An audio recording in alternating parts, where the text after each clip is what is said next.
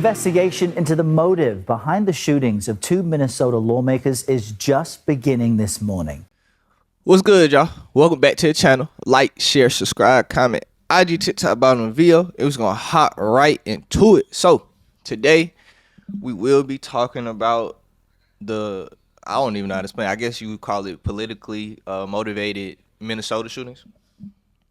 So I doubt you haven't seen this. It's been all over the news. It's a crazy ass story. So they have, as of a couple hours ago today, hopefully I get this up today too, they have arrested a 57-year-old man named Vance Boelter. Now, before I'll get into, his capture and all that, I'm going to just get into basically, what he did. So, in chronological order, he first went to Democratic Senator John Huffman and his wife Yvette home in Chaplin, Minnesota. Though luckily when he shot them, both of them are expected to make it and still alive at the moment. Yvette seems to be doing better. She's actually spoken to the public, but John at the time said he still was in surgery recovering, but they said every hour it's him closer to being out the woods. So it seems like he probably will end up making a recovery, so that's good. He then traveled to Democratic State Republican Melissa Hortman and her husband's Brooklyn Park, Minnesota home, and he shot and killed both of them. He came there impersonating a police officer. So, one, it's a blessing that the Huffmans didn't die, because he intended to kill all these people. Because one, I think he shot the John Huffman 8 or 9 times. So you shoot somebody 8 or 9 times, you're trying to kill them. Like, let's be for real. And he ended up, RIP to Melissa Hortman and her husband, end up killing them when he went there. So originally, the police reported to the Huffman shooting, which is John and Yvette who survived, and then they went to the Hortman shooting. So I guess they're pretty close, but I'm not sure the proximity between Chaplin and Brooklyn Park. But before the same police to report, I assume it's all in the same area. When they got to the Hortman's house, they saw a car with emergency lights and a man dressed in blue with a black body armor, a Ford SUV.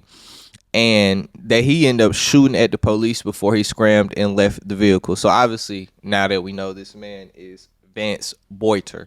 So, like I said, he was impersonating the police. That's pretty much how he got them to come to the door, and that's when he ended up shooting and killing them. Now, what I do wonder is if somebody reported the shooting at the Huffman's house, the Hortman's house, the second one that he ended up killing, why was he still lingering around the crime scene? Like, what was his thinking then? But as I said, he did leave the Ford SUV that he was using to impersonate a police officer. So obviously, the police were able to go through there and get, a little ration, I guess, behind why he would do such a thing. So he in that car, they found a No Kings flyer. As you know, the No Kings flyer is pretty much the anti-Trump protest people been doing all over the country. And a manifesto of other public officials and their addresses, and they found along with 3 AKs and a 9mm. So 3 AKs and 9mm, nigga, you're planning on shooting a lot of shit up, especially with 3 AKs. Like, that's OD as a motherfucker.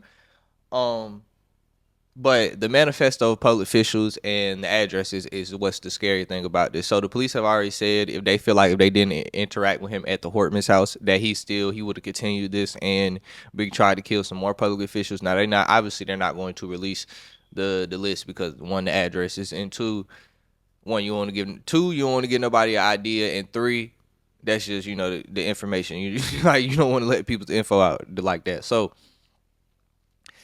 that is very crazy. Now, from the No Kings and killing Democrats and things of that sort, you would believe that he might be a Republican or some of that sort. Like, maybe he attended one of the not the anti-Trump protest and got so mad that he said, I'm finna go do something about it. Because, obviously, if it's an anti-Trump protest, it's probably, a little Democratic field. So, y'all get what I'm trying to say. But, so maybe he's thinking something like that. That would be the easiest thinking.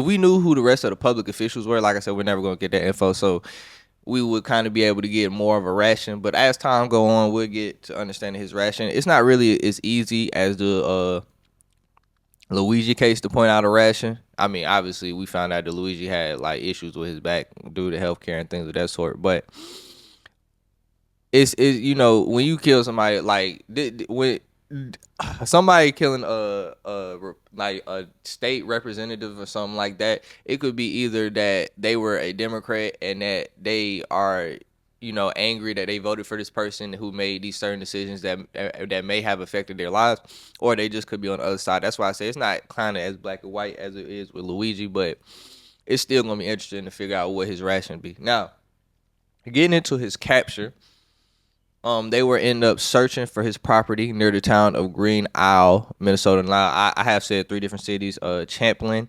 Brooklyn Park, and Green Isle. So I will probably try to at least put some type. Y'all know how I do the little Apple Map shit. So I might try to put an Apple thing, see how close in perspective this is. But they spotted him while searching his property, running into the woods. After about an hour and a half, with the help of multiple SWAT teams and a state patrol helicopter, they were able to locate him, arrested him, and he was armed at the time. So, only thing, obviously, why the hell, if you committed these crimes like this, unless he just thought he was trying to, prepare to leave, why are you going back to a known property of yours? That's gonna be one of the first places they search for you at. So that's interesting.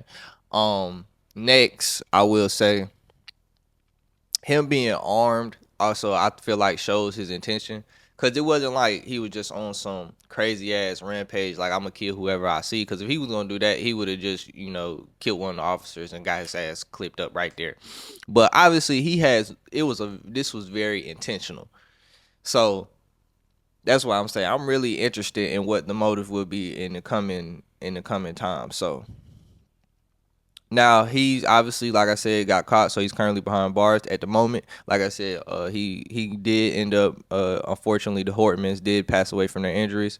So he has 2 second-degree murders, 2 attempts for the Huffmans, and then it says he's also facing another first degree, which is I was a little confused by that. I was confused by it for the simple fact I didn't understand why he was facing second degrees in the first. I don't understand how he's facing 3 murders for 2 people being dead, and also I don't understand how I never understood what was the second degree in this whole case. Everything he did seems very premeditated and planned out. Now, only thing that could give him, I guess, a little more of a second degree ration if he did, like I said, go to one of those protests and just get angry and leave and went straight there. But everything he did is saying first degree. This is obviously planned out. He impersonated a police officer enough that he put on a uniform.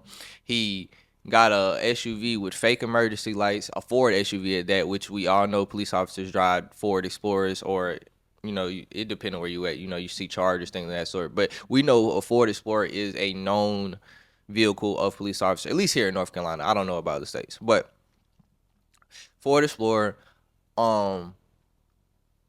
And then you had a whole manifesto of people, like it wasn't just them on the list. Like you had a list, like everything about me said this was premeditated, the motherfucker. So that's why I never understood why they was giving him second degree in the first place. But maybe that was just the easiest, just to prove at the moment before they indict him for real. But yeah, this shit crazy though. I ain't gonna lie. I really don't. It's really crazy that we're getting into this time of. In this time just in life, that we're seeing people, kill political or public officials, just simply for the decisions that they do make. Now, obviously the public officials have a lot of power and swing in these, but they don't always have all the power. So I don't know what exactly killing a public official is gonna do. I feel like it'd be a lot easier. I'm not gonna say a lot easier, but I feel like it would just be easier to understand what his thinking and what this case was when we get what side he's on. So I'm probably just gonna leave it at that. Obviously, RIP to the Hortmans. Hopefully, the Huffmans do Yvette seems like she's already recovered, but hopefully she continues to recover, and hopefully John does recover, because just a sad situation to see.